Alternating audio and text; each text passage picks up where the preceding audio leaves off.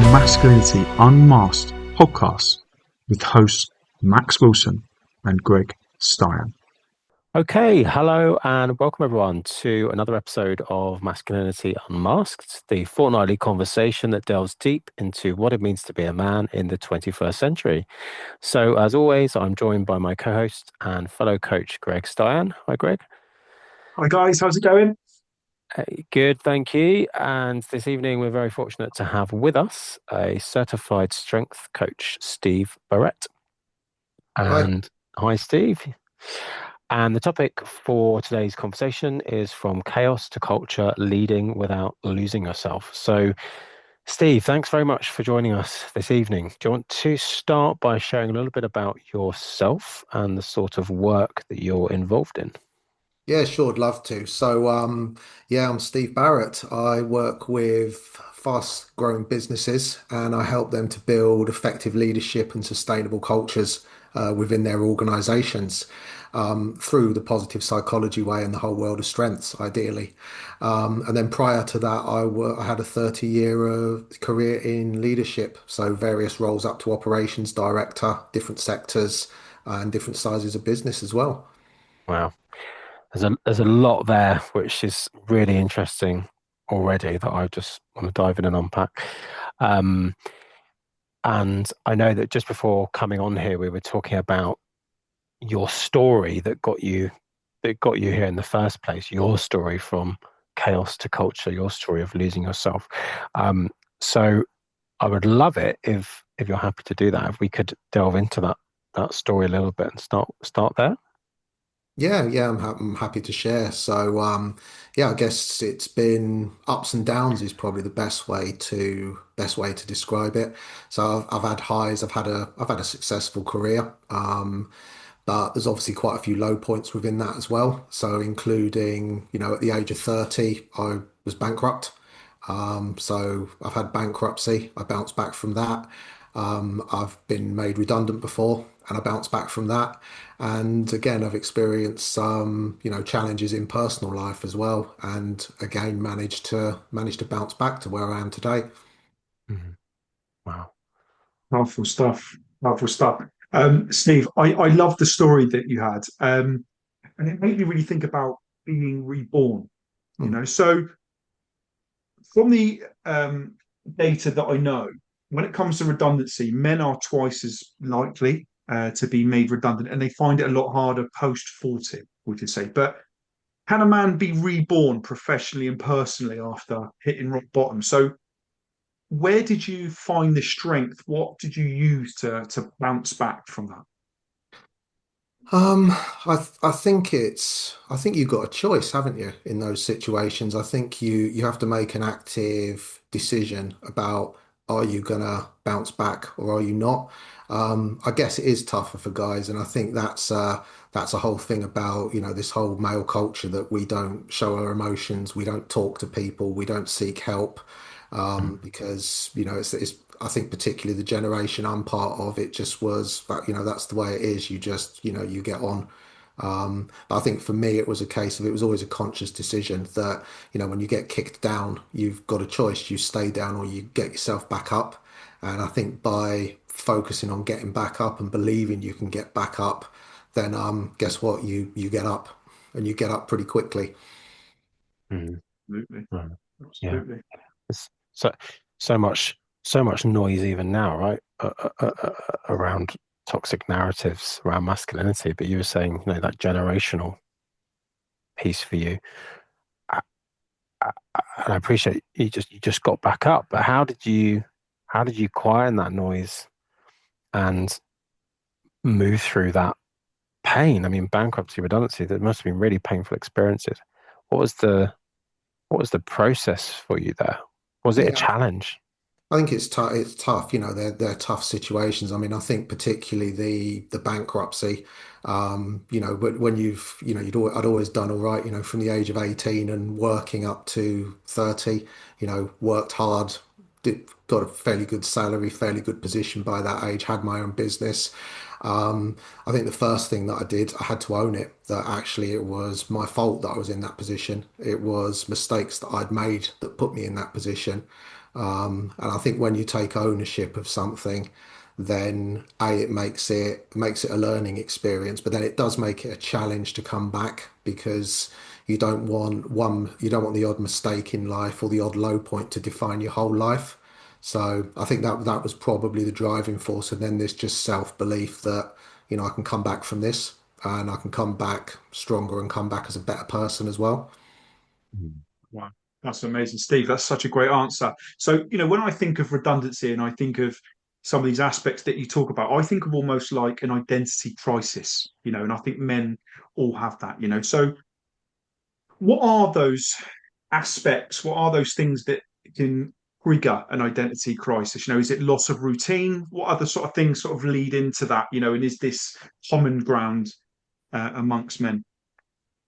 I think it is. I mean, look, there's a whole thing in society, isn't it? I mean, if you think of, you meet a stranger, what's the first question you usually ask them? Oh, what do you do? Yeah. And I think that's probably the dangerous narrative that too many people, allow themselves to be defined by the job that they do. And I think if you allow your job and your role and the company you work for and the salary that you get to be the definition of you, then absolutely, it's going to kick the guts out of you if it happens. So I think for me with the redundancy, the roles I did it was never what defined me and who I was. It was a part of life. So I think that aspect probably made it easier for me, I think. Yeah. There's so much power in that, isn't there? That enmeshment that we often have with job or with situation, and having that objectivity is so powerful. Mm. Um, we all go through pain in our life. Pain is inevitable, but the suffering is that layer that we add on top, the blame or the victimhood or whatever it is that we decide to add on top, so we can sort of accept the pain almost, or accept the situation we're in, but have that objectivity. It's only gonna help. It's interesting because you were talking as well before we came on around your scars, these scars and how they help you now in the work that you do. Um, and I'm really interested in that, how these experiences have helped shape the work that you do with people now. Yeah, I think I don't know, maybe it's a part of growing up, getting older. Not that I ever accept that I've grown up or got older really. But I think if you've had those experiences, if you've had those failings, if you've, been through some of the tough stuff, um, it makes it far easier to be able to relate to people when they're talking to you about it. So people are more likely to open up. And I think because I've always been willing to sort of show that vulnerable side. So, I don't mind talking about the mistakes that I've made because, they're my mistakes. So why would I hide them? And actually good stuff has come from them as well.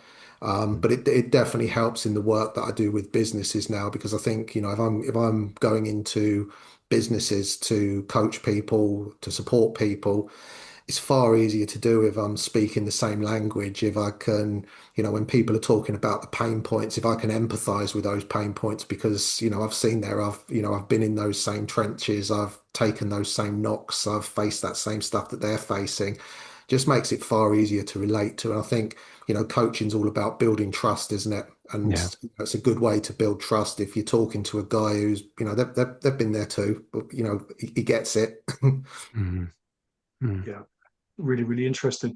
Steve, when I looked over, your background and everything that you talked about, I get this like idea that, you're a seasoned survivor, and you can communicate, you can be in the trenches with these guys, like a strategic sage, if you like. But communication is obviously one massive aspect of that. But is there any other valuable tools or tactics or strategies that you use? Imagine that for the people that listen, the people in my communities, the people that me and Max work with, any great take homes, any strategies that they can embody or take on if they're going through a similar struggle. I, I think for me, I've always been a believer in the real uniqueness of people. Yeah, And I think because I believe in the uniqueness of people, I believe that anyone's capable of so much. But you're only really capable of, you can only really live up to that if you do things in an authentic and natural way. and the right Yeah. way for you as well. And I think that's always been a key factor. One of the things I've always done is I've done it my way. And there's obviously there's always been lots of critics. Could my career have gone further if I'd tried to play the politics game a little bit more? Yeah, of course it would. Was I comfortable doing that? No, not for me, thanks. So I think you've got to live your life your way, and I think if you're aligned to what makes you you and your personal values, and you live in that way, it definitely helps in all those situations. Mm. Love that. Yeah, Love that. yeah. And one of the tools that you talked about before coming on and just looking at your website that you use, it appears, to channel that uniqueness, to look at things through that uniqueness lens, is the strength-based leadership model, Mm. the Gallup strength-based leadership model. So it'd be really interesting to speak to that, what that entails in your work and how you use it. Yeah, so it's I could talk about that for hours. So, but keeping it short. I think one thing I always had an issue with in my career was these whole things about when it talks about development, people will always look at what aren't you very good at, and let's make you do more of what you're not very good at because you'll get good at it. No, you won't. You'll just become less rubbish at it.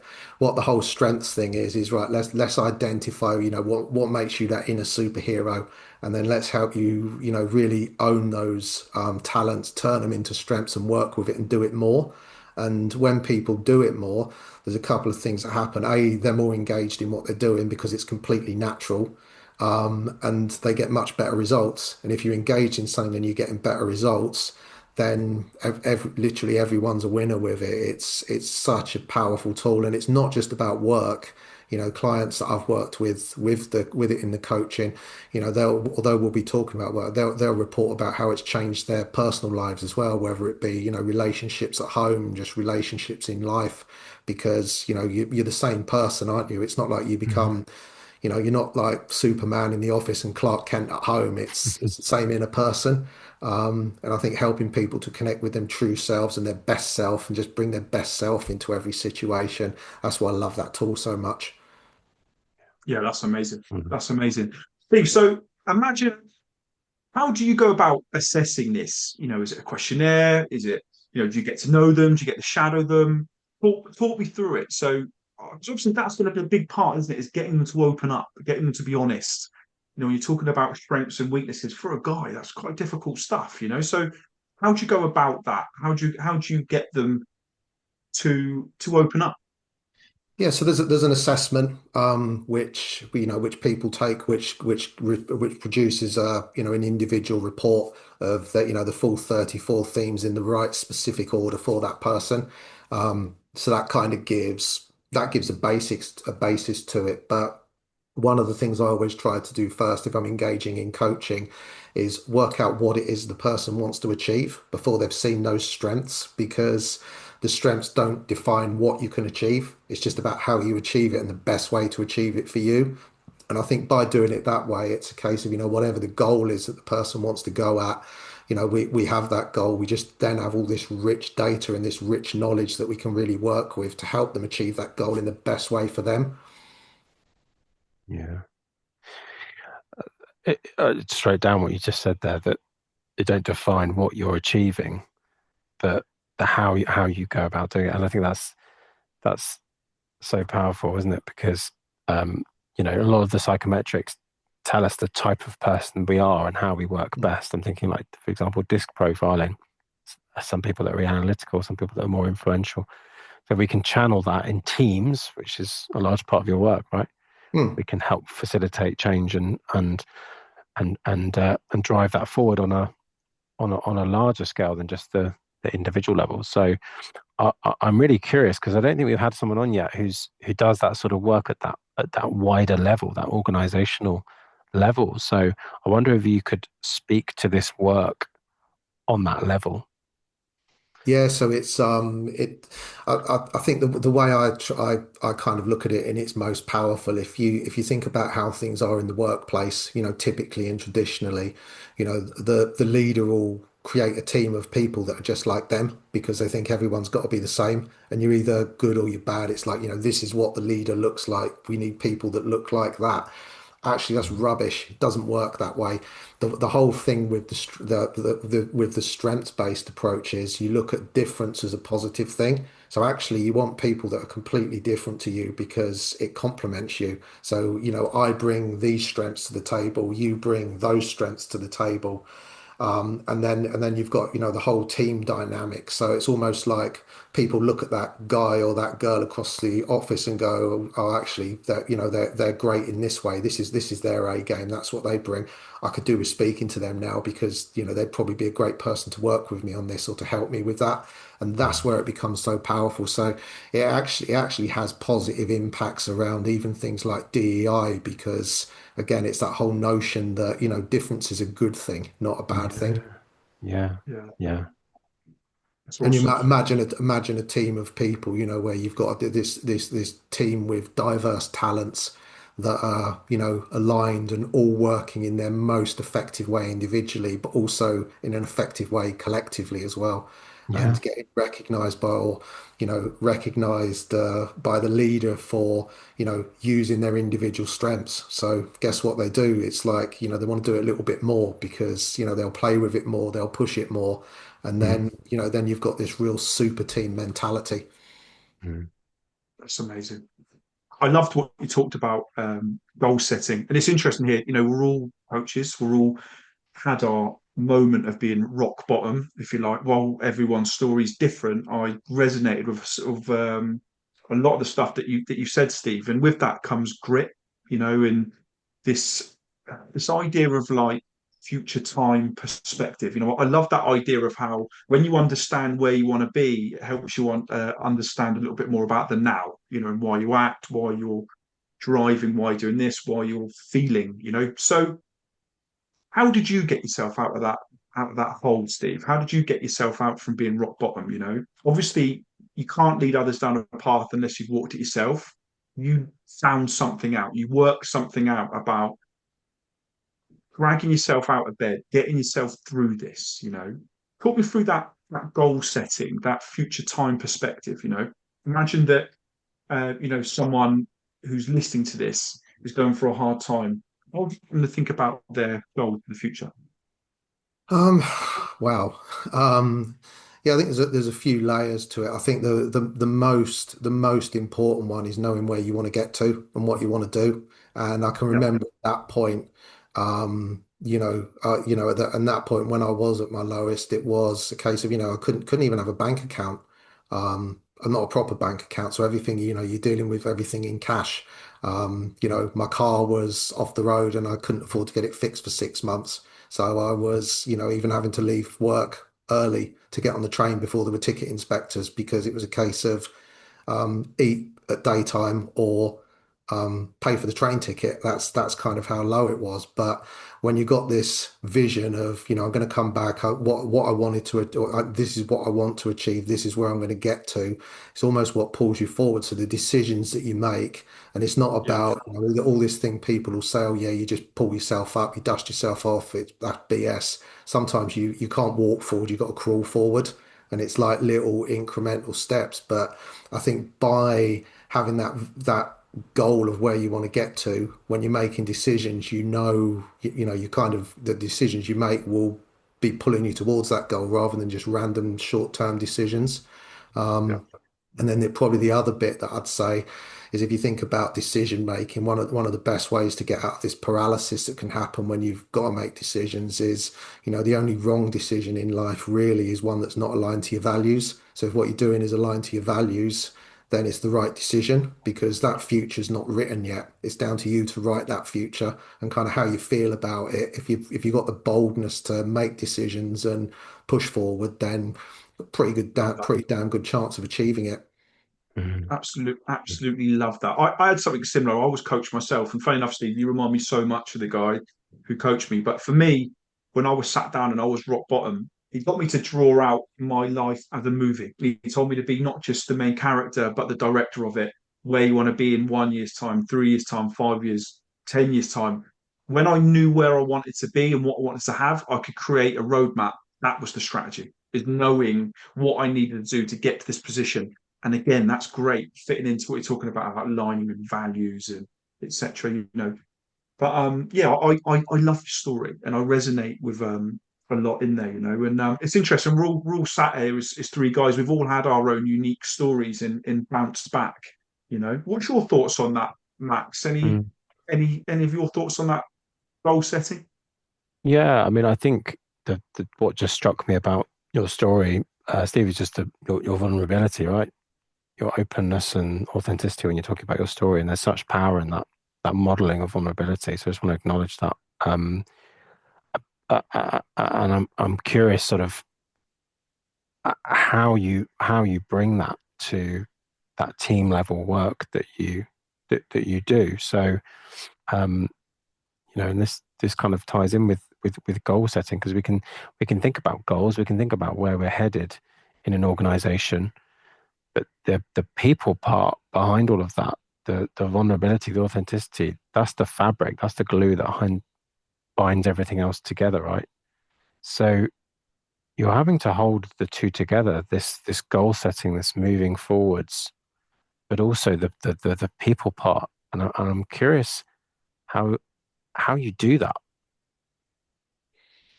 I guess that's the power of coaching, really, isn't it? So, whatever the goal is, the whole thing behind coaching is that it's the individuals that decide what the right route to get there is and what the right thing for them to do is.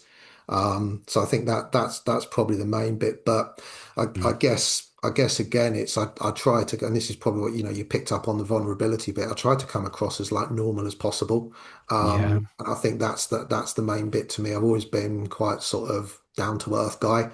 I don't see myself as, better than anyone else. I'm not into flash fancy stuff. I was at Mm. one point, didn't work for me.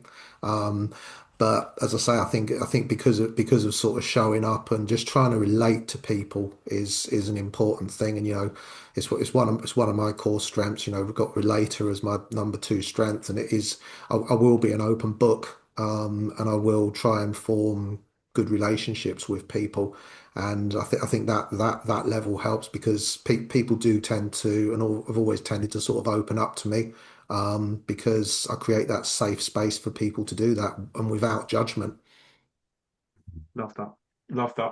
That's great. And that brings me on to my next question, talking about the power of coaching. Really intrigued where this name comes from. Black Flag Coaching. Talk us through it. Where was the inspiration? What does it mean? And I absolutely love that because it's so different. Yeah, it's good to be a little bit different, right? So actually, it comes from the golden age of piracy. So, not the stuff that we see in the movies with, hooks as hands, parrots on the shoulder, and that, but how it really was. And if you go back to those times, it was a case of, you know, people didn't really have anything. It was a proper sort of dictator type of society. And then you've got these groups of people that basically stood up against whole nations. Pirate ships, if you actually look into this, they're probably one of the most effective democracies that ever happened on the planet because it was one pirate, one vote. They had proper diverse teams. So in times when it was, slavery was still a thing, there were, pirates of different ethnicity. There was even female pirates as well. And those female pirates and those, African descent pirates would still have a vote like everybody else. And the leader was elected, the leader could be unelected, and it was a fair distribution of wealth as well, compared to the Navy at the time, where people might have got paid one day if they were lucky. Mm. Mm. I love that. And you've talked to that kind of, or in between the lines earlier when you talked about the importance of DEI at that leadership level. And obviously what's happening now, without getting too political, but there is obviously a regression on DEI. And I wonder, from your experience, what might be the impact of that on leadership and the work that you're doing? I've probably got to bite my tongue on this a little bit. I don't think I could probably say what I'd want to say with this at the Yeah. moment, but no, I think it's a real shame. And if we look at where it comes from, it's all about clickbait and votes, isn't it? People all do something and the easiest thing to do is to blame someone who's different. And Mm. that's something that I've always found quite a disgraceful way of doing it. But I mean, what a cowardly way of doing it. But I think the real shame with this in the workplace is if you look at what diverse teams achieve, it's proven a diverse team will achieve far more than a team of clones where everyone looks the same and whatever. And it's such a shame if it ever does go backwards. I don't think it will because I think there's too many good people out there that understand it and see the power of it. But yeah, I mean, it's, businesses that allow it to regress and go backwards. Ha, you're going to get what's coming your way, I tell you, because you're going to get outdone by people that embrace it and just make the most of difference. Yeah, Mm. absolutely. I think that leads in quite well to the. I can see there's a lot of change going on. We talked about this, guys, didn't we, before we come on? What we're seeing in the UK for good or bad. But talk me through a little bit more about that change, Steve. Like I work with. I've spent a lot of time in America. I work with lots of American clients as well. They have definitely a different concept to us. They speak the same language, but definitely different values for sure. So, do you see a change for the better or the worse, and what sort of things have you seen? Um, I'm not sure I get that one. That's okay. That's all right. So, look, we're talking about um, diversity and inclusion and stuff like that. So, what sort of examples do you deal with? With some of these people that you coach. Is there any sort of any trends that you can see, or anything that you can see becoming more regular? Not that I'm feeling with the businesses that I work with, because I think again because most of the stuff I do is this strengths-based approach. So again, it is people. It's almost like people want to understand the people that are within their business and then want to Yeah, appreciate the difference in those people. So I don't really encounter it too much there. But I've in my corporate career, I've seen the toxic side of this. I've seen businesses where when I've joined, it's a case of everyone's kind of the same. Everyone talks the same. Everyone tries to behave in the same way, and actually, you get a pretty toxic culture. And the most powerful thing to do is to almost mix it up a little bit, bring in people who are different, that think different, that do things a different way. And, guess what? You end up with this far more dynamic and respectful organization that goes further. You end up with a meeting where you could have 10 people in the meeting. Suddenly you've got 10 different voices and 10 different opinions. And it's such a powerful thing because as the leader of those teams, you can almost take a step back and let people debate it out because you've got all the different views, all the different opinions in the room, and you get such a powerful outcome at the end of it. It can feel a little Mm. bit chaotic, it can feel a little bit uncomfortable, but through that discomfort and that chaos comes, real growth, real achievement. yeah, that's, Yeah. that's, that's a really good question. One thing I would say, Max, I know you're a real powerful, strong believer on that topic. DEI, and you've been a real advocate of it. On LinkedIn, some of these posts that you've been putting out are so strong and powerful. Are you seeing a difference, a trend? Are you seeing something that's coming through? I feel that the UK is on a change. Not quite. Still trying to work out whether that's for better or worse. But what do you feel about that? What sort of things are you seeing? Well, is that for me? Yeah, Yeah, I feel like things things are not good in the West and haven't been other parts of the world for a long time. But I think there is a move, and it says I say without turning this into too political, but I think there's a move, a very strong move to the far right, and I think that that is scary for everybody within organizations, outside of organizations. But I don't think it's a sustainable position. I don't think it's a position that anyone really wants when we get down to the granular. And I think it's a position that will topple eventually. But it takes, at the end of the day, just showing up with love for fellow humans. And I think we live in a society that's so divisive now. And that's the problem. We've been divided and cut up into pies, or secular pies, and we weren't, to the extent that we are now, and that's creating real division and hate. And like Steve was saying, we bring this back to leadership and organizations. Um, what problems is that going to create? Not just socially, because it's a huge problem socially. Actual people's lives are being affected, but also on an economic level. How's that going to affect productivity? If people feel like they can't turn up to work and be themselves, I know as a gay man how that felt, has felt in the past, where I felt the need to hide.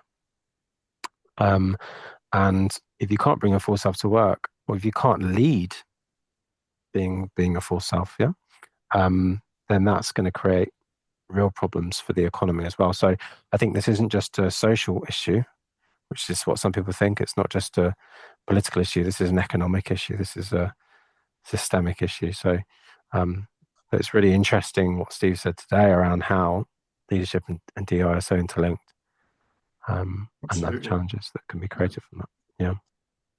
Absolutely. I think what was really interesting there is we've all got different stories and using slightly different language, but it's all the same end product that we're talking about is to simply see the person and not to be, Steve called it a clone.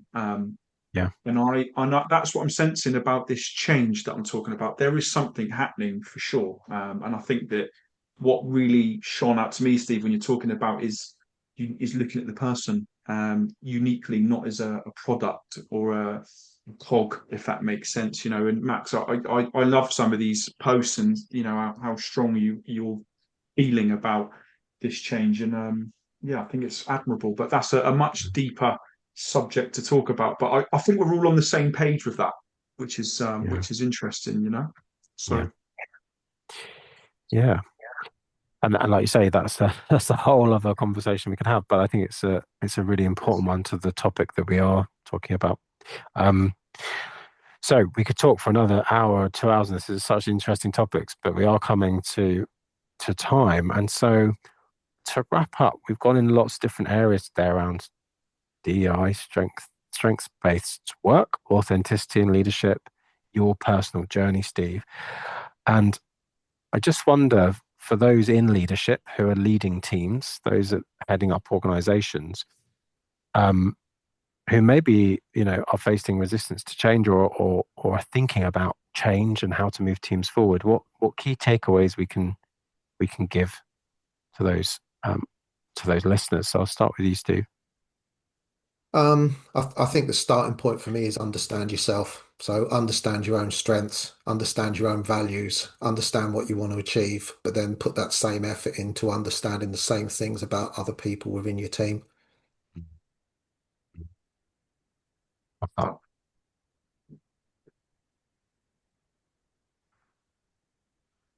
that's that. Greg. No, it's all good. All good. I think I cut out then for a second. Steve, thank you so much for joining us. Where's the best place to find you? You can find me on my website, which is blackflagcoaching.com, or on LinkedIn. I'm on LinkedIn a lot. Right. Yeah, I can see it. I absolutely love the work that you're doing on LinkedIn, which is great. And that's funny enough. That's actually how we connected, really, wasn't it? Through network on there, which is fantastic. So, Yeah. Steve, thank you so much for joining us. It's been an absolute pleasure. Yeah. Thank you for having me. Thank you so much, Steve. And we'll include all your details in the show notes as well. And thank you as well, Greg, as always. And yeah, if people resonate with this topic or would like to get in contact with Steve, we're going to link his details in the show notes. But you can get in contact with us as well. And our next conversation is going to be with a coach and mindset and nervous system and energetics expert, Louise Lewis, and we're going to be looking at the topic of finding your voice. So thanks both, and yeah, have a good evening. Cheers.